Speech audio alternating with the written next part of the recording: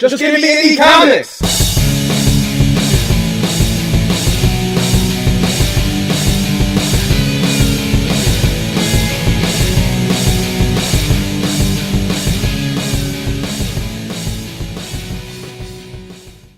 Welcome to the Jeffrey Lewis. Thank you so much for being here to our Just Give Me Indie Comics podcast, phone cast, busted down to the lowest common denominator on accident cast today. We do appreciate you bearing with us. Well, thanks for having me, and just let me know if I'm speaking loud enough, facing the right direction. Whatever. We're fine. We're very informal here. Right. Again, normally you're actually recording. We are. Or somebody remembered to hit the record button. I hope so. And you have Let's confirm that. It looks good. We're good. You'd be surprised how often that results in somebody being like, "Oh yeah, I haven't actually hit record." So, I actually saw you play here at the barn. I can't even remember the years ago, but I picked up a copy of your book, Fuff #1, and I remember flipping through this and being really impressed with the black and white artwork.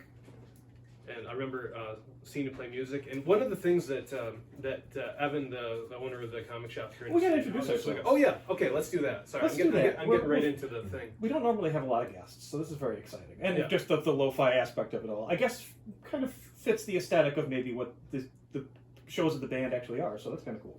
I'm gonna try to look at the positive. The barn. There you go. Thank you. Yeah, so I'm Aaron Lee. I'm a middle school art teacher out here in Oswego, but I also do, I gave you a couple of my comics today. I do my own comics. I also, I'm more of an electronic producer, but I like to do music and art however I can. So like to find somebody else like yourself that is in both worlds too is really cool and kind of encouraging. So my name's Evan Clay. I'm the owner of the comic shop. I dabble in comics with Aaron occasionally. We do a comic. We do a comic called The Comic Shop Makes a Comic, where every 6 months we get together and you could go in on a Zoom. Everybody does one page. There's a theme. You don't have to stick to the theme. We should have brought some of those too. And we kind of self-publish our own comic just with a very low bar of entry. Just like, we have how old elementary school kids up to professionals like who the Schlespig. Schlepsig, yeah, Sam Blanchard. I'm going to mispronounce everyone's name. That's what I'm here for. So we kind of have some fun with that, and then we do a podcast where we talk about comics. And this is. I'm Gaetano Valenzuela. I'm an artist and getting into actually putting together my own comics, which I've been into for a while. Also a musician of sorts, but love punk rock and comics, and that's sort of the overlap, the Venn diagram, music and comics. And I'm Jeffrey Lewis, and I make comic books and make songs, and I often have the opportunity to do performances where I can sell my comics at my musical gigs, so that's a very good crossover. And I also sometimes do these like illustrated songs, so I sort of have the illustrations involved in the concerts too, so there's that overlap between the music and the comic books. It reminds me a little bit of that gentleman from Rochester, whose name is escaping me as well. Dave Chisholm? Dave Chisholm. He did the jazz comic. Yeah, Chasing the Bird. He's done a bunch of music-related comics. He did instrumental. But an interesting fusion, I think, and you have some of the stuff here too, of audio meets comics meets lyrics meets expression, and it's I find some of this stuff very fascinating. That we've run into a lot of musicians, comics artists who are just expressing themselves in so many different ways, and I think that it's very cool. Did you get into music first, or did you get into art first, or was it kind of simultaneous? Well, the comic book stuff and the art stuff was, since like very young, super young, like 3-4 years old, like just grew up on comic books essentially, at a time when I guess, I don't know, it seems like Marvel was at a real peak, at least, well, I don't know, maybe everybody thinks the time of their youth was the peak. I'm sure that's universal. So comics was like a big part of my world through my youth, and then as I got into like different kinds of comics as I got older, and I was always like making comics and always wanted to make comics and was just very into that. I made a lot of comics as a kid, and then got into music stuff. And as far as like making songs and the whole thing that I've been doing, for like my adult life really just started like kind of at age 21 or so. Kind of basically when I was like leaving college, I got involved in this whole the whole song thing that has kind of become my life since then, and the comics have shifted from like center stage to being like part of what I do. Obviously, the worlds come together with your music and your comics, but is it two separate lanes that you ride for the most part, or is like, do you have your comics world that you have one foot in and a music world that you have one foot in, or is it a little different than that? Well, I'm much deeper in the music world just because it seems to me that's like a world that's possible to be, you know, there's bands, there's tours, there's festivals, there's events like this. Like I wouldn't be here talking to you guys if it wasn't for performing here tonight. So comics obviously is a very devoted, you know, as any of you people who are involved in making it, you know very well that it requires a huge amount of time and a huge amount of focus, where you're basically just alone with that project and you're not running around doing performances in different states and different countries and whatever. The music world is much more, I don't know what you would say, porous or something. It's like, you know, you meet other people, you go other places, and comics is just like you and that piece of paper. Yeah, at the desk. Yeah, yeah. Solitude. Aaron and I have talked about this before, that yes, it's almost a lonely profession where it's very isolating, and you know when you're working, even if you're at home, I think Caetano, you kind of say that like you're at your desk and you're just drafting and drawing. Yeah. Although the great joy of it is getting to listen to music, which to me is one of the, you know, I love that so much. If there's like some time to just listen to music and draw comics, that's ideal, because then you sort of have both at the same time. I can't listen to music while I'm making music. So that's like the contradiction. But I would love to be more a part of the comic book world. I feel very kind of like weirdly adjacent, even though I've been doing these comics for so long and publishing them and selling quite significant amounts of them through my music career, but basically unknown in the comic world. And maybe my new series that I just started, Statics, might change that, because I have some proper store distribution now. I don't know how long that situation will last, but at least issue number 1 was able to be distributed in like a more normal comics channel way. So it would be great if I kind of got my foot more in the comic book world. Can I ask what a more normal comics channel avenue is for you? Well, I almost don't want to jinx this deal because it's a fantastic then deal for don't, myself. then don't. No, I mean, I'll say, you know, I'm just... I feel like he's in the same boat actually right now with the project. And, you know, whatever. I mean, if this falls through, I'll figure out something else. But I sent my comic out as I was preparing to launch my new series. After doing 13 issues of this Fuff series, I did this sort of complete collection of the Fuff series, and then I launched this new series, Statics, and I sent it out to a bunch of different publishers, all alternative publishers, because it's not the kind of thing that would be published by a more mainstream company, but, you know, Drawn and Quarterly, Fantagraphics, Kilgore, you know, it's a pretty small realm of alternate people that might even publish it. And somebody at Fantagraphics said that, like, while they wouldn't be publishing it, they could potentially include me in their distribution catalog. So we got to get Ed Piskor on this. Yeah, it's because Piskor has been doing these floppies, as you probably know, being involved in the comic store, the Red Room books, through and Fantagraphics, through Fantagraphics. So Fantagraphics has, in some ways, you know, got this little grip on the world of alternative floppies, which is a really dead form. From my perspective, and that's kind of the form that I lust after and that I want to be making and that I want to be a part of. So, I mean, they're doing Love and Rockets in this staple pamphlet format as a quarterly. Love and Rockets. But, you know, the days of 8-Ball and Peep Show and Dirty Plot and all the Drawn and Quarterly stuff, that was like all these 90s alternative floppy comics that were so great and brilliant to my opinion, that's kind of like gone now. None of the, you know, there's like just it doesn't really exist as a business model. So I was really lucky that they were able, because I'm doing something in a very unpopular format. So I was really happy to get included in their catalog for distro. Yeah, because nowadays they would just kind of collect it in a long form and then kind of roll out the thing all together. But the serial thing, I've done a few serialized self-published stuff, but the nice thing about doing serialized is like it gives you some gas back in the tank. Like when like for me, like I know when I complete something that's maybe not 150 pages, but maybe 10, 15 pages, and I can get it out. It's like, hey, it's out there. All right, on to the next one. Which, keeps me going, gives some momentum. Right, and not only as a creator, but as a reader. Like, I love to have that, to go to the comic store, here's a new issue of something. Yeah. That's really exciting to me. Those big books to me are like a burden.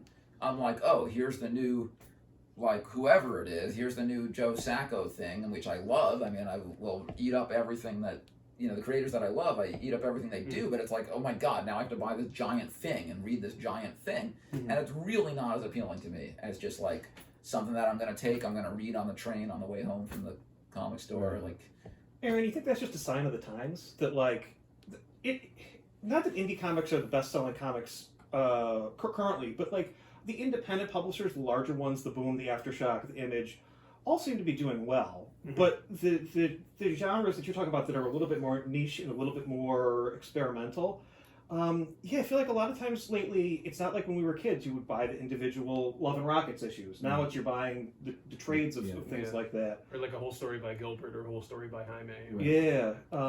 You're a Love and Rockets guy, right? Yeah, I mean, I love the art style. I'm really interested in the technique of storytelling in Love and Rockets. But I mean, that's where my interest lies. Like, not necessarily in the way it's distributed, but looking at like the way that the blacks are dropped in there and the way like things are described. So just I pour over the pages as sort of like going to school, Yeah. Oh yeah. That's the way Love and Rockets is like an education on every page. Like, this is how to make comics. It's unbelievable. It's like, it just like hurts your brain. Yeah, I mean, like when I think about like creating pages, and I look at Love and Rockets, like the way it looks, and actually like I feel like that there's like it feels like a song. You know what I mean? It feels like the way it's constructed. Everything is constructed in a way that like you see like the story on each page, on each spread, and then across a selection of spreads. So it's like you're building up and like dropping down. So it's sort of like verse and chorus, verse and chorus. At the end of each page, you sort of reach like the high point of like that bit of storytelling. So you're going, there's a rhythm to it. You know what I mean? And that's why I kind of like I find that there's like a sort of musical rhythm in pages, which I try and get to. I don't know if I achieved it, but They are at a level of incredible mastery, and it's quite bizarre that both Jaime and Gilbert are both such masters. And they're kind of, when you pick up an issue of Love and Rockets and you're getting some of the story from, some comics from one brother and some comics from another brother, and they both, to me, I almost feel like when I'm making comics, I almost feel like I have like a Jaime on one shoulder and a Gilbert on the other shoulder, and one is saying, work very slick and sharp and, the Jaime style, and the Gilbert's more like, be more brutal, loose, inky, and like these are two different approaches that every time I approach a comic story, I'm like, which direction do I want to go in? A little more expressionistic and kind of brutal and inky, or a little more controlled and slick and tight? For sure. Yeah, well, can you talk a little bit about like how you approach the creative process of like constructing a page, and like how do you think about it as far as like when you're first laying out your story, like whether like thumbnails or anything like that? And I'm curious what your approach would be. I'm very first of all, it's all analog. I don't use any, even the lettering, everything I do is just pencil. I want to talk about your lettering at some point too, because I love it. Well, thanks. And in fact, I used to try very hard in my younger year, earlier in my life, I would try to do all these things exceptionally well as I could possibly do the lettering, the perspective drawing, whatever it is. And nowadays, I feel like because so much stuff is done on computer, there's actually a higher value in doing things kind of like shitty. Like it's like somebody notices. It's like if you do something too well, everybody thinks you did it on a computer. So I'm kind of like, the more that I leave in some of the flaws, and I don't even bother correcting them. Like if I have like two ruler lines and they kind of like one like goes a little too far, rather than like whiting it out, I'm just kind of like, let people see that I actually made this by hand. So there's less of a reason to like try to get everything like as perfect as I used to try. But as far as the work process, it's just kind of left over from my childhood, like kind of Marvel Comics style. I have my plot, I break it into pages, I break it into like, this is what's going to happen on this page. I'm breaking it into panels. I try to keep it to 3 or 4 or 5, maximum 6 panels a page. I try not to do too many panels on a page. And because I'm working with the limitation of a certain page count, I have to figure out how can I make this story exactly 10 pages and the other story is going to be 12 pages because it has to fit into a certain, I don't have an unlimited novelistic type page count, so I kind of block it out in that way. And then I'm just, 11 by 17 white cardstock. And panel flow, I'll sort of go back and forth on. You ever get into Rick Veitch, his stuff? He is somebody that I think of as like the absolute master of page layouts. Like his stuff is wild, but it always serves the story impeccably, and it's incredibly creative. The weird panel shapes and the ways that he just uses tremendous imagination in the layouts. And I used to maybe try more of that. I kind of come back around to some, but then other times I'm just kind of like very blocky, just get the, utilitarian squares, not getting fancy with it. Yeah. So I don't know, where do you fall on that? Well, I mean, I've been sort of figuring out as I go. So like when I first started making comics, I just drew until the story was over, but I never really understood like the actual construction of the book itself. So to think of it in panels, so that's what I've been doing now. And so I realized that like I actually need a little bit more structure. So I do thumbnails of each page, and then I get those thumbnails, and sometimes I'll scan in the thumbnails and then put them into the computer just to look at them, like if it looks right, and then I go to it on 11 by 17 cardstock, and I'll do like, either blue line, or I'll sketch it and then like ink it with a brush pen, or I usually use a brush pen and a micron and like just like a variety of things, but only like 3 or 4, just to get different line weights and stuff like that, and then I look at it again, and then I, drop in more blacks, and then I look at it again. Yeah, I do actually, I've been, the kind of process you're talking about of kind of going back and forth, I do find it helpful. Sometimes when I just can't decide, I'll scan a page in, and then in Photoshop, I'll blacken in certain areas. And if it looks all right to me, then I'll do it on the actual page. Right on. But it's like, maybe this will be a total mistake if I blackened in this area. So before I actually take the leap, let me scan the page in and try seeing that in Photoshop, and that so that's kind of useful in that way before you make and I think like just like once you start really like understanding the structure of the comic making process in a book, then you start thinking that way in the first place. So that's what I have found, like myself, is like I start thinking of in the story, when the story first comes to mind, I'm just like, how would I break that down into like like an even number of panels or pages in order to put it together in a book. I think that's like knowing that way ahead of time just makes it easier, to actually construct it. Yeah, like completing it, like then you start to figure out how it's structured. Like I use computers a lot in my stuff, but I like jump back and forth, or like sometimes I like to do things where I want people to not to be able to tell what's digital and what's traditional. That's kind of fun for me. But I lean heavily on the grid, like a 9-panel grid and 6-panel grid, and even then I kind of break things down a little bit more. I use InDesign a lot for my stuff. So like I'll write the plot, and then I'll literally like figure out like how many panels are needed on a page in order to tell the particular thing, and then I'll just write in the contents of each panel on there, and I'll draw them like one at a time. Because sometimes like when you look at a whole page, like I get tired, over time when I'm drawing stuff. So it's like this panel's great, but I got tired over here. So so if I'm just like, okay, one 6-inch by 6-inch thing at a time, make this as good as I can make it. Okay, this looks good. Then on to the next one. Because I'm always trying to like trick myself into like doing something better. Because like if you just try to take a huge bite out of like a huge thing, for me, like it's just one step at a time. You gotta just put one foot in front of the other. And that's it. It's like it's a long slog to get a whole story done. Marathon. Yeah. Maybe that's because it's endurance. Yeah, it's definitely endurance. Because there's definitely parts where like you're like, oh, this is working. Yeah. No, it's very when you get that creative high, it's fantastic. And certain parts that you're really proud of, and you're like, wow, that came out really great. And it's not every part, but it's like enough that you feel very proud of certain things. I'm going to circle back to the comment that you made about, I guess, the rougher, and you said shittier, but I don't want to say that term. Rougher, more human style in which you approach it. That Aaron and I, we had this conversation on our last Gimmie Indie Comics podcast, the Iron Man book. That there's an Iron Man book that came out a month ago, and I'm not I shouldn't even forget it. I didn't even mention what book it was. But I pulled Aaron aside and I said, look at this book. I can't figure out why this doesn't read like a comic to me. And every panel was beautifully over-rendered. And compositionally, very busy and bright, but it had no human feel to it. There was an artist behind a computer, but like it just lacked. I couldn't connect to the book emotionally, and as such, I couldn't read it as a comic. There was like a disconnect there, where like I need to know that there's a human being behind there cranking this out, as opposed to just like there's this super polished, super rendered. Yeah. Pretty book, I guess, but like it just didn't read as a comic. So I appreciated that when again, I'm not going to say shitty because I don't think that's yeah. but Well, like, wrong. I was being facetious or something, but I don't know the book that you're talking about, but I have seen stuff like Rick Veitch, who I was just saying I'm such a big fan of. His stuff the last few years, he's been doing them digitally, and I think he's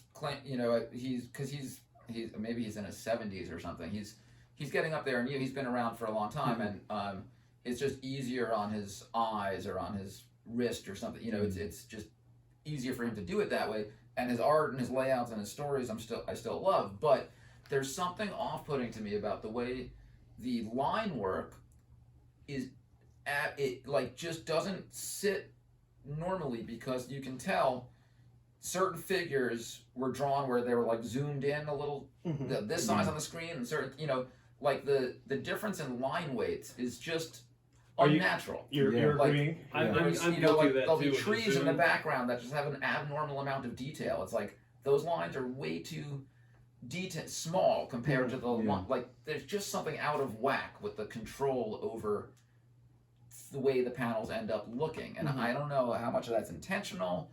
But it's just a product of the way people work, zooming in and zooming out on the screens. It's not a natural, and that actually translates to like how we actually look at things. Yeah. Like when we're looking at a comic, we're this far away. You lay on the floor, you fold it out, you're looking at it from this distance. You're not looking at it like this. So when you zoom in digitally, it's like for someone looking at it like this. And then within each panel, the artist is working at different zooms, and the final resulting panel just looks weird to me. That's absolutely what this book was that I was looking at with Aaron. That's absolutely what it was. Was just the depth of field was so weird, and it was so overly detailed for like specific background elements that like it just lost. Everything was so busy that I just couldn't process this. I'll bring it back to a music analogy here. It's like every part of the visual art was like trying to be the lead instrument. Oh yeah. Like the color was super rendered. Every single thing was rendered in like high clarity. So it's there was no rest for the eyes. I think which is what made it unreadable, is that there's no break for you to guide your eyes on the piece. Now to bring it back to, of course, like the Hernandez brothers, they both are masters of that simplicity, whether it's Jaime's version or Gilbert's version, that incredible clarity and simplicity. But weirdly, Joe Sacco, who I also mentioned, who's such a complete comics master in my mind, like has an ideal combination of cartooning and illustration chops melded in a way that I feel like is maybe closer to what I'm trying to do than almost any other artist. But he's got an incredible amount of detail where he'll use these like very tiny pens for extreme background. Within one panel he'll have a lot of background, but somehow his control of that depth of field, which is all done by hand, he's so masterful and beautiful. When you see like Safe Area Garajda or any of his stories, and he's got these like incredibly detailed vistas where there's like stuff going on here and there, but he's able to just make it work, and it's just incredible. I always look to his stuff for instruction, basically the way we're saying, like the Hernandez brothers, it's just like an education in comics. I feel like Joe Sacco is like that in that sense of the depth of field. Do you feel like though it's again, we're talking about it's done by the human hand? Is the computer such a powerful tool that you can overuse it and then it loses that human element? Whereas if it's just the mastery of the artist, and you understand again those depth of field type things, you can pull off that hyper detailed, and it still reads as a complete image or as a panel. And I'm sure these things are masterable. Like there are probably people out there right now who are making incredible comics on computers, and there probably will be more and more. I don't know. There's no reason why it should inherently be impossible to make a comic that like is appealing in that way. Well, but I think I think what it is like the bounce and life of like the actual hand on the paper, and so like even if like something is like rendered with incredible detail, it's still like the human hand that's making it, so that language, the visual language, becomes like part and parcel to the page itself, you know. And so it's like we were talking before about like someone like Pharrell Dalrymple or Dalrymple, however you say, like the buildings feel like alive. They feel like someone has like created life into them, you know. There's nothing straight on them, but it looks correct because it's the whole visual language of the page. And It's kind of like that Alexis Zarit stuff too. The buildings Zarit, like they have a life to them. Yeah, sorry. Yeah, like, but the artifacting too, the techniques that he's using, Pharrell Dalrymple, like, well, and Alexis Zarit too, like, even if you're trying to be like super neat and clean with like whatever tool you're using, like a brush or a pen or something, there's going to be some kind of artifacting in there which you could replicate digitally, but you got to be a master of all your different tools, and you got to swap through all these different brushes, and that takes way longer to do than if you just had like your brush pen and it got a little dry, and you're like, oh, that looks pretty good. Yeah, the dry brush pens, man, they look awesome. Yeah, they do. What does a good record smell like? Oh, well, if it's got, you know, I don't know, when it's like really pungent and like moldy, and you know, that's very appealing. Do you smell your records, Aaron? Well, I mean, not really the newer ones, but I found a copy of Station to Station at a thrift store, the David Bowie album, and I give that one a sniff when I got it. But even new stuff sometimes can have a certain, like I just got when I ordered my new comic came back from the printer. I 4,000 copies came into my apartment. It's like 30 boxes of comics. The paper smell of the new paper, it's just, my apartment just smelled wonderful to me. These like mountain of boxes of comics, the whole apartment just had this paper smell. What is weird, because paper factories smell horrible. If you ever go by a paper mill, it's this nasty, horrible smell. But something about comic books, even new comics, have a smell that I just really love. Yeah, it's funny because I have a small record collection as well. I used to DJ, and then you go down the rabbit hole, and I think there's a lot of crossover between people who dig for comics and people who dig for records. That like it's the physical act of finding that hidden gem that nobody else. This has been here for 3 years and nobody's and getting the deal. But it's funny. You were talking about one of your interviews, the smell of records, and I go, boy, I guess I do smell my records, and I guess I do. Like, I know I smell my comics. Yeah. Because I bought a collection today for like $400 something, and it's just you open up the bag and board, it's like, ooh. That's a nice one. No, if only they made that as a cologne. Yeah.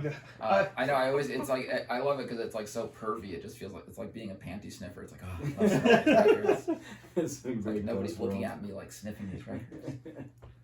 Tell us about your new comic then. You've been working on this for a little while. Yeah. Well, I think I have a couple of copies here. So, yeah, this is. So I wanted to start this new series because I feel like the Fuff series that I've been doing since like 2004 was in a great way like my learning curve, and I felt like I now have gotten myself to a level where I want, obviously, I want to still. You're excited. I still want to get. I have a couple copies. I want to still get better. Obviously, I want to get better and better and better. I'm still not satisfied with where I'm at, but I'm so much more satisfied with where I'm at now that I felt like it would be better to kind of like start with an issue number 1 and start a new series where, rather than, and kind of just put a capstone on like, okay, this other series, I learned how to do it over the course of doing that series, and now I want to just kind of reset the clock and like start again from number 1. Caetano, you're giggling like a schoolgirl. Yeah, this looks great. It's just, I love it. I mean, just like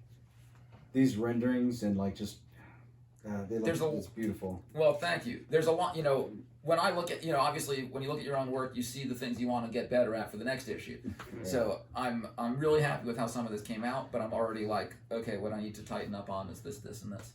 Yeah. But you know what? Yeah, I mean, tighten up is the wrong word because maybe loosen up is another thing I might want to do. But you got the two heads on your shoulders. Yeah, exactly right. The Gilbert says loosen up, and the Jaime says tighten up. But yeah, no, I'm very happy with the fact, and I've gotten, you build yourself up to it like anybody working on anything, whether it's an athlete or something. Like you build up you get to where you are because of all the work that you've done to get there, and then you're like, okay, now I've gotten here. I want to get further. That's so cool. these crashing waves, man. Just it looks Those so are cool. really fun. Trying to figure out how to do those darn waves. I looked at certain people. Craig Thompson does fantastic Yeah. water. Really? I love the way that he does water. Certain artists, you're just like, how do they? It's funny to figure out how to handle these things. The texture of wood, the texture of water, the texture of hair. Wow. It has like a very Japanese. Are you doing like subtractive line work in here, like for the rain? Yeah, the rain is white out. Like I'll render the whole page, and then I'm like, okay, do I dare to slap a bunch of white out on this and potentially fuck this up? And that's the thing is like, there's all kinds of like, I always thought it would be really cool to see like a collection of just the way different illustrators make rain, or just the way illustrators make like magical power. You know, You break out the Bill Sienkiewicz razor blade, right? And you start like cutting just- up the page. But like, imagine like just like broken up into just sections, though. You know what I mean? Like Rain zine. this is how like 20 different artists doing this thing, 20 different artists doing this thing. You know? Yeah. Well, I learned at some point, or somebody told me, I don't know if it's accurate, that the way to do Kirby crack, I was like always like, how the hell do you do Kirby crackle? And somebody was like, the way that Kirby did it was with a pencil. He dipped the eraser in ink and would just punch these circles of ink with the pencil eraser. Did you dipped know in it. that? I didn't know that. No. And that was Kirby's freaking crackle cool. technique, the Kirby crackle. Oh, I love that. Yeah, it's so God, it's like a magic trick. It is. Yeah. It is. And I'm just like, oh, well, it's so simple. How And many, it looks how many, so good. how many Kirby books have I read since I was a kid? And I've never heard anybody say that before. Well, that's just what somebody told me. I don't know how on accurate the that podcast, is. we don't fact check anything, Yeah. so Yeah. we run an assumption that everything is correct. Yeah. That's tremendous. Don't let the facts get in the way of a good story. That's right. So how long have you been working on this project then? Well, I mean, since it's just something like pandemic times, I Okay. guess. I mean, maybe I started. I don't know when I would literally, on the back of. I don't know how you guys date your stuff, but usually, like on the back of every sheet of 11 by 17 cardstock, when I finish penciling the page, I'll write down penciled on such and such a date. And then whenever I finish inking the page, I'll write on the back of it, inked at such and such a date. I never thought to do that. Oh man, I find that very useful because then, then I can kind of see like, if I'm pulling out pages that I drew, I'm like, man, I penciled this in like August. I didn't even get around to inking it till December or something, or or I see like, so I would literally be able to see like, okay, the first story that I drew in this, like maybe I started it in late 2020 or something, whatever the date was. Like every page I sort of date on the back for the penciling and the inking. Yeah. But yeah, I mean, this issue probably took me, I guess, I don't know. Whatever. It's like I'm not working consistently. Yeah. It's just kind of like over the course of, say, a year, maybe. Because it's very rigorous drawing, like the backgrounds, the line Some of weights, it. I feel like the story with the boat, I was treating very rigorously. But then the other story, I was this one, I was deliberately figuring out, like, how can I do something super non-rigorous? Like, what would happen if I just got, everything very, to me, like, pretty much basic, like, not worrying that, I don't know. Maybe it doesn't even come, maybe there's not even that much of a difference when you're looking at it between one and the other. But, and I've got issue number 2, like, half done. Like everybody, I wish I was doing more, but, I'm also trying to keep the music career going and do the illustrated songs and blah, blah, blah, blah, blah. So, I wish I was doing a comic every month or 2 months instead of one So a year. how do you balance the time? Like, do you have like a set comic book days or something like that, or you just kind of like Just very haphazard, but the pandemic, of course, gave me a huge amount of time. right? Same. So I was able to tackle a lot of back burner projects, including doing this issue and including a number of other art projects that And I got done in a few months. do you feel like that, like when you have like larger chunks of time to work on your comic, you like that it starts to snap together, more easily? Like, because one of the things I always think about is like, because I also like I switch gears, like switch mediums of creation, because I paint signs and do comics, and so I have like all these different avenues that I work in. But when I'm working in one medium and then switching over to another, I feel like it's like cranking a big wheel. But once the wheel gets going, then you hit that flow state more easily. You want to get to the flow state, and to be in the flow state, you got to like be in. Yeah, and it's such a hassle when you're like, you have to get yourself mentally, get the gears turning, get back into first gear and then second gear, and then you're not cruising yet. And then it's hard to even do that when you're like, do I even have the time? Like, even if I get involved in this, I only have a couple hours to work on it. Right. It's not even, you don't even want to start because you're like, it's not even worth it. Totally. Yeah. So then like another 6 weeks goes by and I haven't even touched the project. That's the exact thing. And I'm just like, chipping away for 5, 10, 15, 20 minutes is how I get anything done. yeah, see, I can't. And that's much more wise because then you just get it done instead of being like, oh, I don't have enough time to really get it done, and then you never get it done.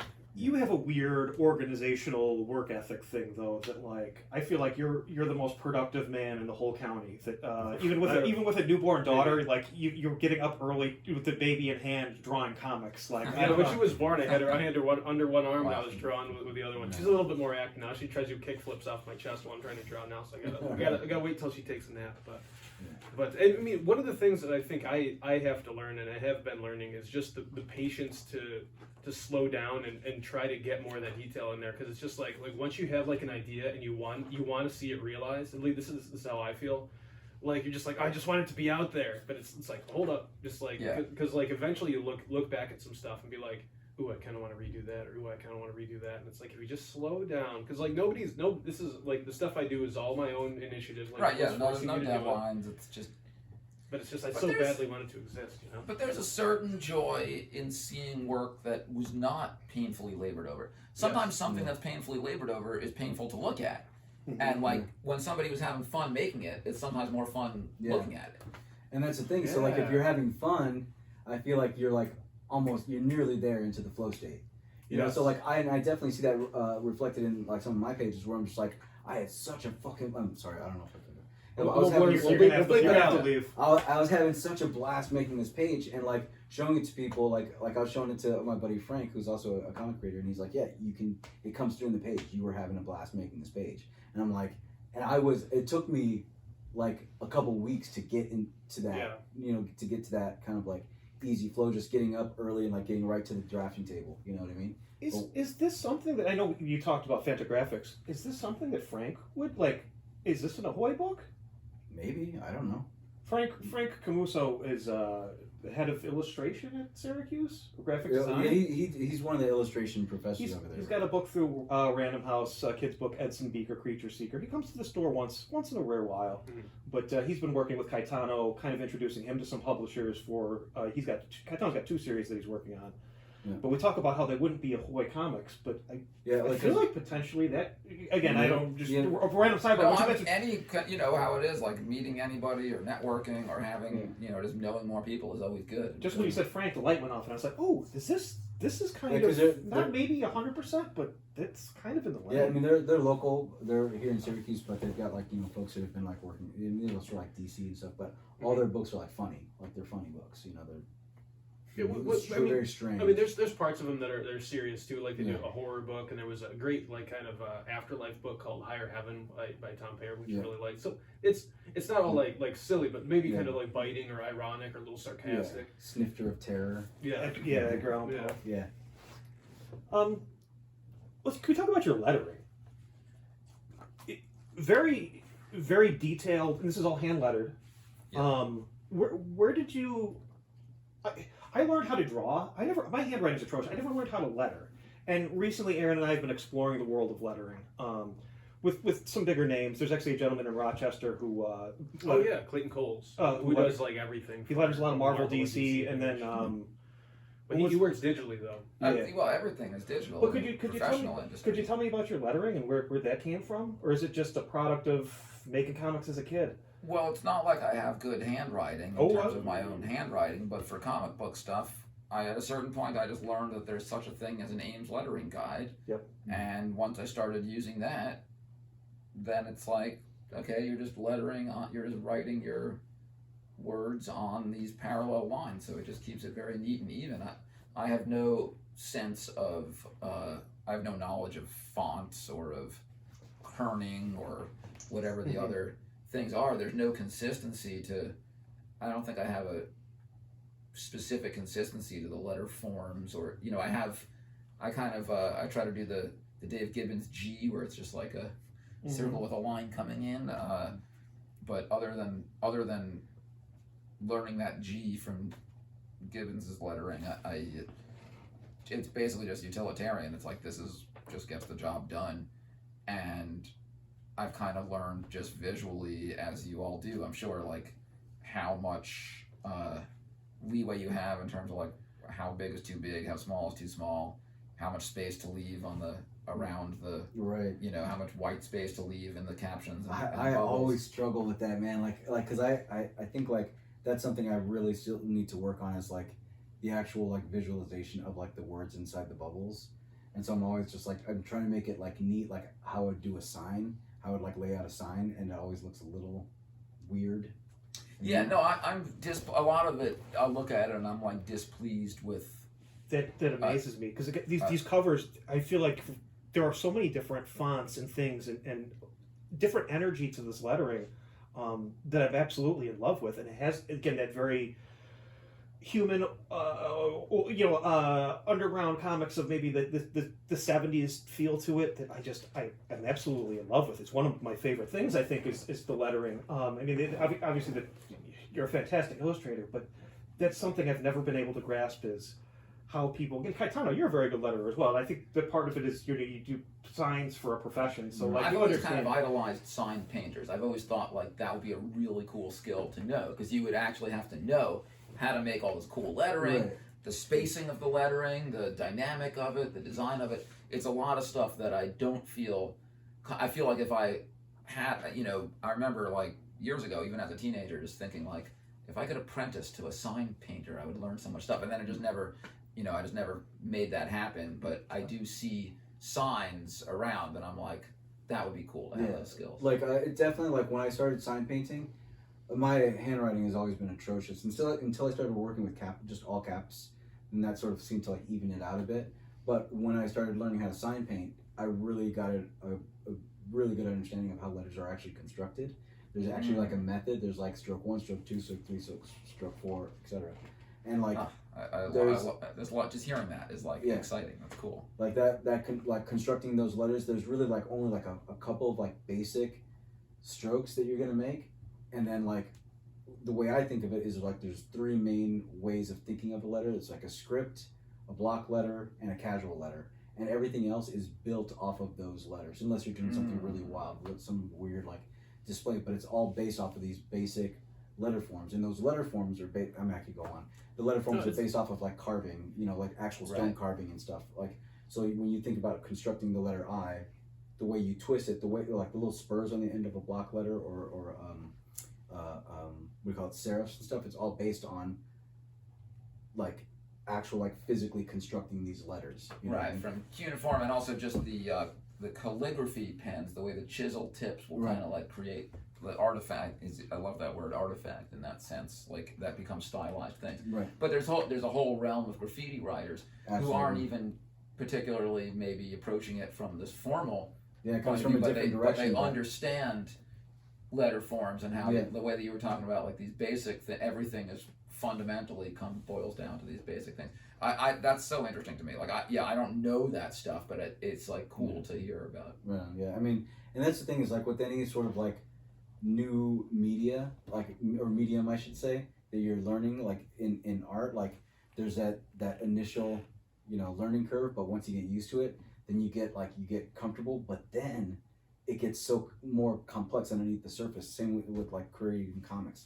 It's like anybody can create a comic. You know what I mean? Anybody can like literally like sit down with pencil and paper and start drawing. My kids draw comics; they love it, and it's fun.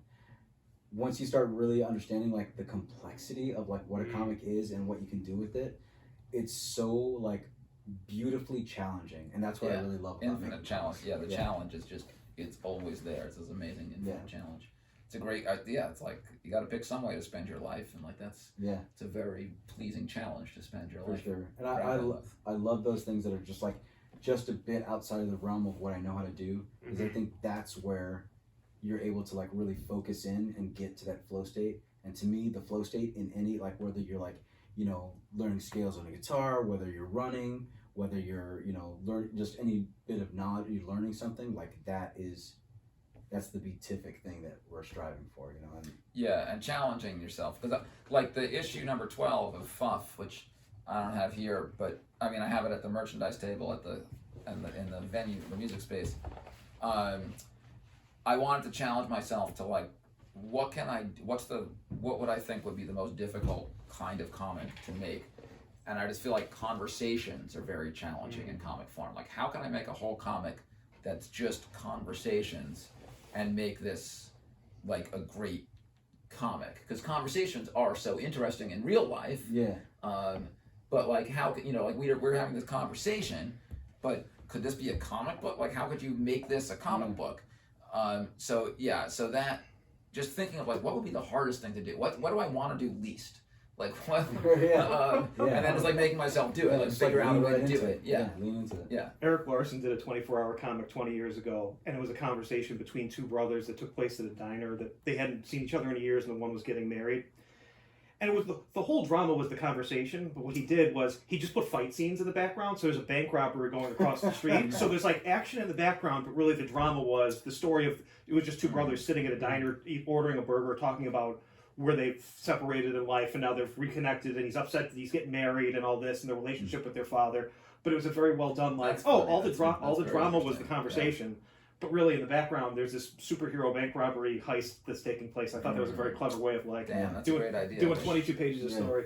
Wish I'd thought of that. It's funny that Eric Larson, of all people, would do that, because you don't think of him as like, he's kind of got this more like, I think of him as somebody who has a kind of like childlike, like he's not approaching comics from a level of intellectual sophistication. And my impression of him, that he's just kind of like that fun when you're 13 years old and you're just like. I think so. I think. There's also he's a very good student of the game too. That like obviously actually I've enjoyed his later career. Not so much the material that he does, but his approach to comics. And like every couple months, he'll do an issue of Dragon that has like a weird panel layout, and then he'll explain what he was trying to go for, or just getting you to read right to left would be like a book that like this is how I went about it. Do they always work? No, but like I enjoy those experiments more than anything else, because it is a lot of it's 13-year-old boy humor for the most part, but it's the fun takes on how can I know this medium so well, how can I break it but still make the reader follow my story? And he's done so many reps, he's got to keep it interesting for himself somewhere in there. No, it's great. Well, I didn't mean like 13-year-old boy humor necessarily. I just meant like the 13-year-old creative joy when you're just making it's just so fun to make comics that like I really get that sense from him that I appreciate that. And what's his name, the guy who does the Goon, Eric Powell. Yeah, I just get the sense from the stuff of that I've seen that it's like here's somebody who just enjoys making comics, and like that's You ever read was it Chimichanga? Is that his kid's book? It's something like that. Very silly, very fun. It came across my radar like a year ago, and I was like, "This is not a kid's book. Oh, it's a kid's book, but like it's Eric Powell, and it's just super fun." Yeah. So. Or like the old Mike Allred stuff that went like the original Madman series that I loved so much. It's just. I bought the like a gigundous like library edition, like going all the way back to like the graphic music where Frank first appeared and stuff. It's so I love looking at the older stuff because it's got like his stuff now is so incredibly slick.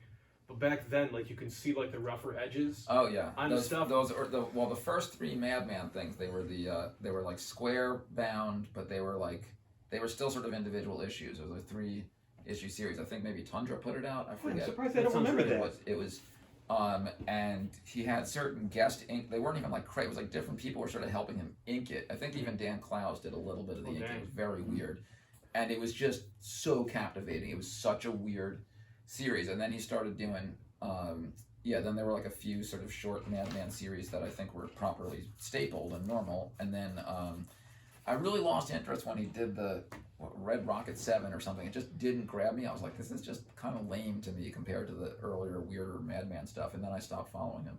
I ran across like older copies now of the Red Rocket thing.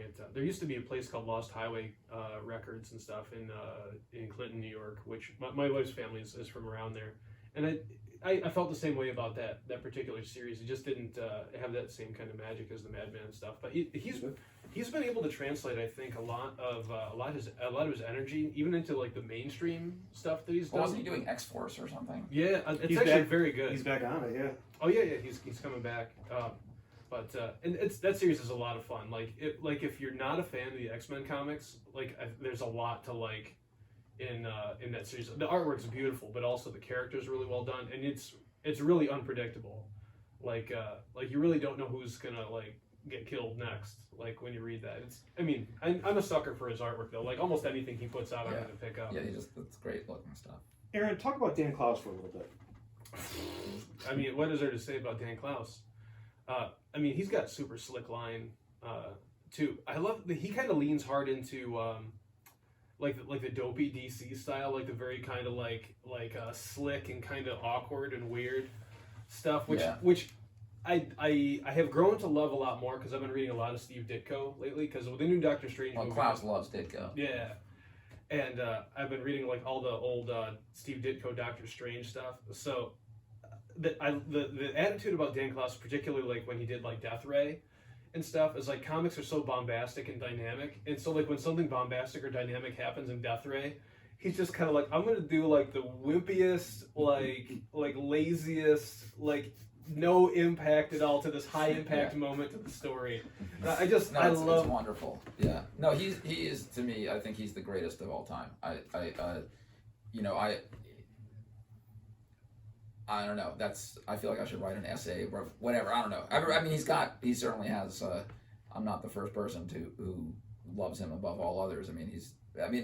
But the 8-Ball series, that to me is like what the masterwork is. I like everything else that he's done, but the issues of 8-Ball as a series, I think, is just the best series ever. But his stylistic grasp, like he's studied this stuff, like he knows all the, he can do the EC style, he can do the Silver Age DC style, he can, he just has, but he also comes at it as like a total punk. Like he's just got the best of all worlds, and it's all just in him somehow, as well as a literary sophistication. Like, he loves Nabokov. Like, you can read that in all of his stuff. It obviously comes through. I don't know of anybody who's like reached the level. Obviously I love letterer too. Yeah, although funny enough, like although his lettering is spectacular, his like logos I think are hilariously bad. Like, and I don't know if he's doing it on purpose, but like his chapter titles and his like logos are just very awkward and bad. And I don't know if he's like deliberately doing that, but they're just I think it's hilarious. Like, I'm going to go back. I'm like trying to picture them. They're just whack. Like, they're just, I don't know. I always get a kick out of that. Okay, he seems so stoic, but like when he's working on his drawing table and like just doing some stuff, he's got to be cracking up, like the stuff that he's doing, because I did a book called Pizza's Pizza as my first like little graphic novella, and it's just a totally absurd thing about like a living pizza man. His son has to like fight evil anchovies and stuff, but I made it that. Yeah, but I made it that way because I gotta keep working on it to finish it. So it's just like it's very silly, but that's the only way I could like get myself through it. So I'm sure that like when he's doing like the incredible detail on like this dorky guy's face, like looking super like startled or whatever, he's just like, this is so great. I just imagine that. We're gonna sidebar to, have you seen Doctor Strange? No. I've not seen a lot of the comic book Marvel movies, etc. It's not about a comic book movie, it's about Sam Raimi. And it's about Evil Dead. Well, Evil Dead 2 is my favorite movie of all time. So. And Aaron will vouch for this as well as a big Sam Raimi guy, but the Doctor Strange thing just made me think of it, that if you love Evil Dead 2, you will love Doctor Strange. It's a high recommendation. See, I always feel like these movies, if they could actually make a Doctor Strange movie that looked like an old Ditko comic, or if they could make a Fantastic Four movie that looked like a Kirby comic, like, or even the Eternals, like, I don't know. People told me it was good. People tell me all these movies are good, but then anytime I see one, I'm just kind of like, sometimes they're really fun. Like, I've seen. I don't know, I liked some of the X-Men stuff. I haven't seen any of the Thor ones. People tell me these things are good, so at some point I'm sure I'll see some of them. But for the most part, I feel like they lose so much by losing whatever they gain by having like action and explosions and music. They can't make up for what they've lost. Ditto for the Ghost World movie, and you cannot replace Klaus's art. Like, you can't, no matter how good a movie you make, the technology does not exist to make something that gives you the joy that like the looking at freaking Kirby or Klaus or Ditko, like it's irreplaceable, that joy. So these movies are kind of like missing the point for me because I'm like, it has so much less flavor than the comics. For sure. To me, it's two. To me, it's two distinct worlds. That like, I don't need to rewatch any of the Marvel movies, but like, yeah, I like to just touch base with what's going on there. But I'm gonna go back to Doctor Strange, Sam Raimi, Evil Dead. Well, it's a high recommendation. Yep. It sounds like a fun night out, so I would do that. Well, I was just gonna mention that like I think it's just the comics, the way the comics are made, it just lends itself so easily to like storyboarding for a movie. So I think that's sort of like I mean, there's like comic book companies that just exist now only to mine for movie properties to be able to have option. You know what I'm saying? That's literally like why they exist. And so I think people are just like trying to find like stories, and pulling them from comics, in all sorts of different ways. I'm not just talking like Marvel stuff. I'm talking about just like comics in general. Because it lends itself to. Right. Right. It's just throwing things at the wall. I mean, look at Men in Black, Walking Dead, Teenage Mutant Ninja Turtles. Yeah. Like all of these things were just like, who would have thought that these things would explode in the mainstream the way that they did? But they were the comic books is just like a realm of pure creative insanity where people can just do anything, and then somebody can be, or even 30 Days of Night.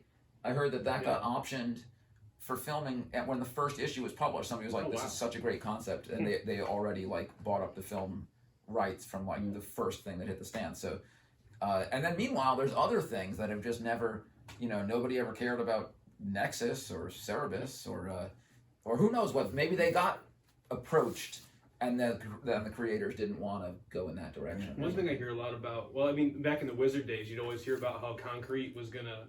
Oh, Concrete! I mean, what a classic example of such a great independent comic. Or I used to love Badger. Well, like any Mike Barron stuff. I used to love. Those are some classic ROM issues. Oh man, that's the Goon. Was optioned. Yeah, there was like a whole big thing about it. They were trying to get it made, and they couldn't get it made. Like people just weren't into it. And Paul Chadwick, who did Concrete, actually has connections in Hollywood, and like still couldn't. All those dudes like I watched a YouTube video about it, and like how like the fans were just like they spent like millions making a promo video of it. It looked cool. Yeah. But I don't know. They just couldn't make it happen. But what you're talking about with the art styles, like we live in like an embarrassment of riches type time, where like there are films that are made out of these properties too. But like when you see them, and then you don't see like what you loved from the comic, it makes. I mean, this is kind of the realization I'm coming to, is like it just makes me love the comics more and return to the comics more, and really kind of like wring all of the juice out of that stuff. Just really enjoy every single little detail and action of the thing. And here's the thing too, though, man, because like there are like movies that are like they're not like the comic at all, but I still like Hellblazer, man, like Constantine, like.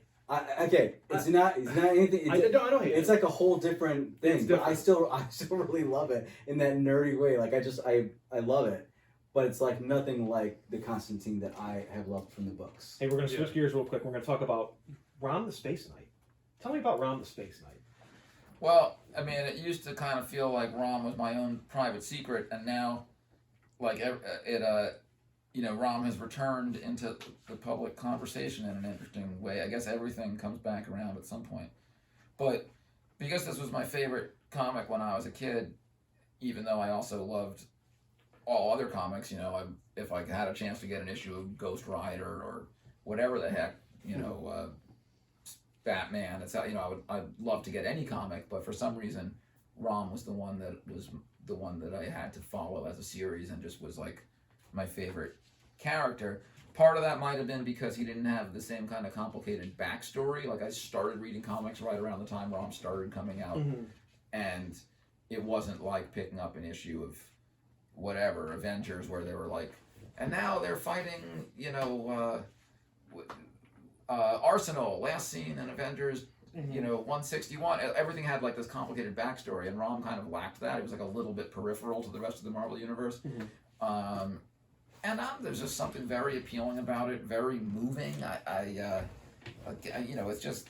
It's creepy. It's I don't know. I mean, anything you read as a kid just has a very deep impact on you. And for me, for some reason that was wrong. And yeah, and also I love the weirdness of the fact that it's, for a long time, it was such a forgotten character. Like, nobody knew what the heck I was talking about. And I was like, yeah, my favorite character was Rom. Because the copyright was tied up, because it was originally a toy, so Marvel none of them could ever be reprinted. It never was able to be turned into a cartoon or anything else. And even the issues where Rom would be a guest star, there's like a Power Man and Iron Fist issue that featured Rom, and when they came out with like the big omnibus edition of Power Man and Iron Fist, that issue doesn't appear in it, because like they couldn't reissue. Like, Rom had to be, he was sort of like erased from history for copyright reasons, and therefore it remained this untouched element of my childhood that like was never sullied by adult memories of it. It was just the childhood magic of it that was never returned to. That's awesome.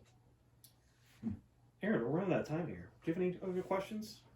Man, we could have run all over the place in terms of like technique and history and influence and music and all that stuff. Caetano, you got anything? I mean, I feel like my brain is like filled up with stuff that I want to like now go dig into. I've never heard of Ron Space Knight. Ah, see, that's amazing. Yeah. I'm so glad that that's true, Yeah. because Marvel has brought him back. Like, he's reemerged. They've been able to work out the copyright stuff and bring him back.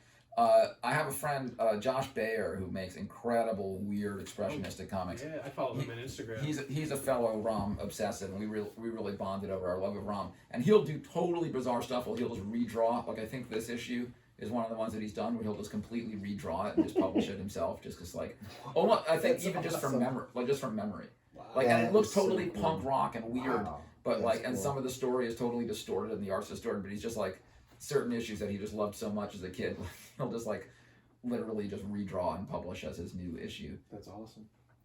I've been very good this whole time. Can you tell me in 30 seconds about working with Gimmie Dawson?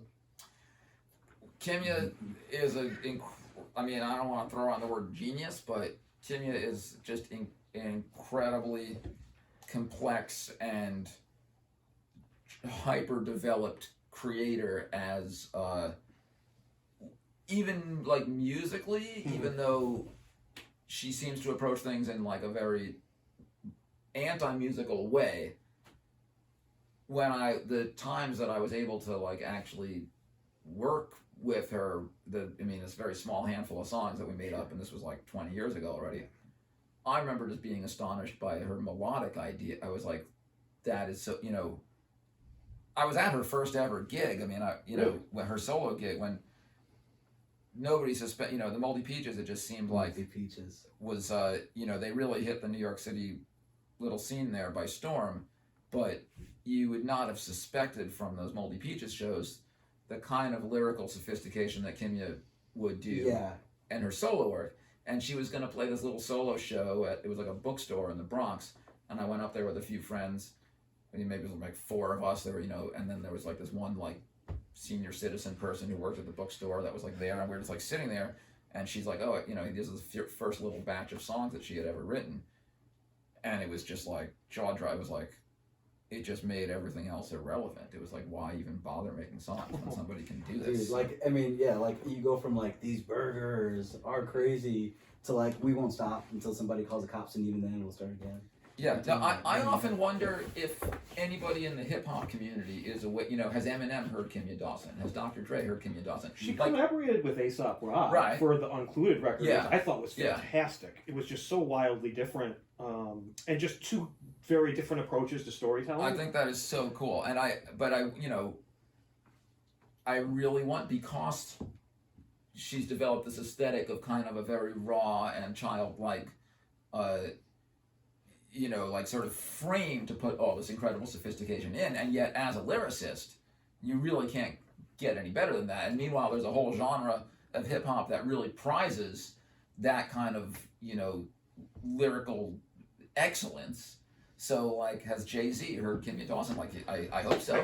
I think you'd have to have. I don't know. One would hope, because you would think that these people who have spent their whole lives devoted to, like, writing the most excellent possible crafted lyrics would be aware that there's this person out there who's doing it. Yeah. Well, I think if we've spent our time here. I think I appreciate you taking the time out of your day to speak to us. I'm sorry for all of our. I would yak on and difficulties. on. These are topics that we could just go on for hours. Yeah. We'll do it which again. we have, I guess. Yeah, we'll do it again next year if you come up for a show, right? Right. This is very cool. Well, good to meet you. Thanks for bringing these vintage ROM issues. Take them; they're yours. That's awesome. I'm sure I have. Well, I'll take them. Sure. Take If you're giving, that's the other great thing about ROM is that it's like worthless. It's like you find an issue of ROM, it's like $1. I think I have them priced at $4 and $6 at the store. So like, and actually I thought I had more ROMs, but it is one of those niche characters that like people seek him out. People seek him. He's not as obscure as. I mean, he's obscure, but he's not as obscure as you may think it. When ROM comics come into the shop, they typically don't stay long. But if ROM is anything like Spider-Man issue 15 for me, every time a copy comes in, I just have to buy it and put it with like other 20 copies of the same comic that I own. What are you talking about? What issue? The Eric Larson Spider-Man 15. It's after Todd McFarlane left to do Spawn. Again, a great conversation comic. Actually, it was Peter Parker talking with the Beast about what if Mary Jane gets pregnant? What kind of complications might there be? And could my son or daughter potentially be a mutant?